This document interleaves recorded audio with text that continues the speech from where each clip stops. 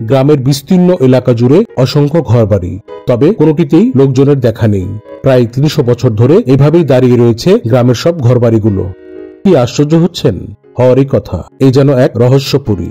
রহস্যকে ভালোবাসেন এমন কিছু দর্শকেরা অল্প কিছু সময় নিয়ে পুরো ভিডিওটা দেখে নিতে পারেন আর জেনে যেতে পারেন এক অভিশপ্ত ভুতুড়ে গ্রামের কথা। চলুন তবে শুরু করা যাক।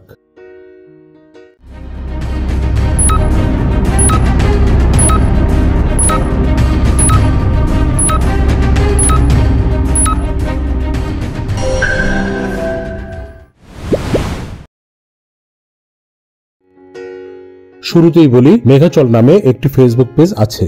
সেখানে মেঘাচল ইউটিউব চ্যানেলের ভিডিওগুলোর আপডেট শেয়ার করা হয়। চাইলে পেজটিকে ফলো করতে পারেন। বলছিলাম রাজস্থানের কুলধারা গ্রামের কথা। লোকমুখে প্রচলিত এক রাতেই জনশূন্য হয়ে গিয়েছিল রাজস্থানের এই বর্ধিষ্ণু গ্রামটি। অনেকেরই দাবি জনমানবহীন কুলধারায় ঘুরে বেড়ায় এখন অতৃপ্ত আত্মা। সেখানে বসতি গড়ার চেষ্টা করলেও নানা ভৌতিক কাণ্ড কারখানার মুখে পড়তে হয়েছে অনেককে, এমন দাবি করেছেন স্থানীয়রা। মরু রাজ্যে সোনার কেল্লা শহরে জয়সলমের থেকে 18 কিলোমিটার পশ্চিমে এগুলোই দেখা যাবে এই কুলধারা। এককালে তা পালিবাল ব্রাহ্মণদের বসতি ছিল বলে জানা যায়, তবে আজ আর সেখানে কোনো উত্তরসূরি খুঁজে পাওয়া যায় না।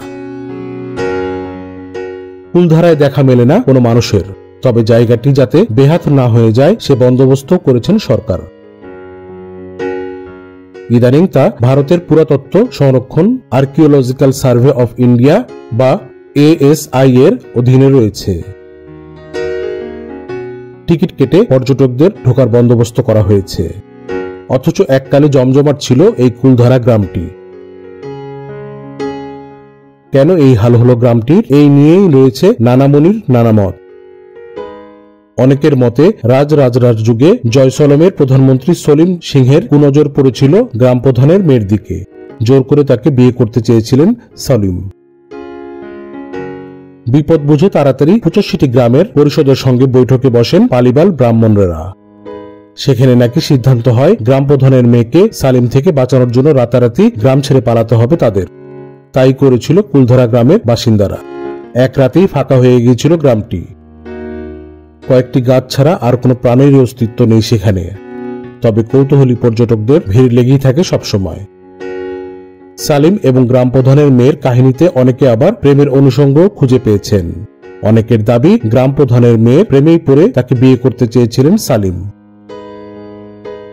তবে তাতে নারাজ ছিলেন গ্রামবাসীরা।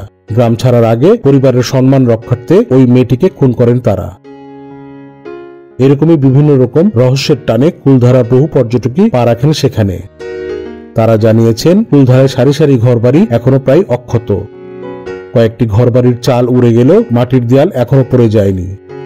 তবে অনেকেই সেখানে অস্বস্তি অনুভব করেছেন বলে দাবি করেছেন। স্থানীয়দের দাবি আজও গ্রাম প্রধানের মেয়ের অতৃপ্ত আত্মা সেখানে ঘুরে বেড়ায়। যদিও এ নিয়ে অনেক তর্ক রয়েছে, তবে লোককথা ছাড়াও ইতিহাসে কুলধারার উল্লেখ রয়েছে।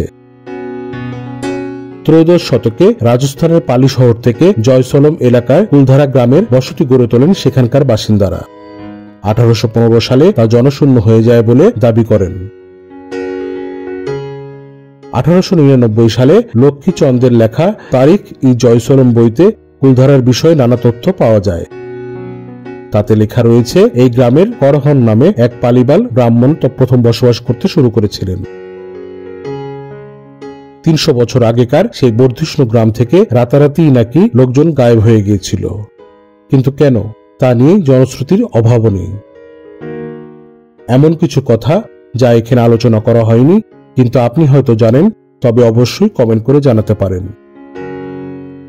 মেঘাচলের আজকের এপিসোডটি আপনার ভালো লাগলে একটি লাইক এবং ভিডিওটি শেয়ার করতে পারেন। এমন রহস্যপূর্ণ স্থানের ভিডিও আরো দেখতে চাইলে মেঘাচল চ্যানেলকে সাবস্ক্রাইব করে রাখতে পারেন। আর যারা ইতিমধ্যে মেঘাচল চ্যানেলকে সাবস্ক্রাইব এবং মেঘাচল ফেসবুক পেজকে ফলো করেছেন তাদের প্রতি কৃতজ্ঞতা এবং অভিনন্দন। ভালো থাকবেন। ধন্যবাদ।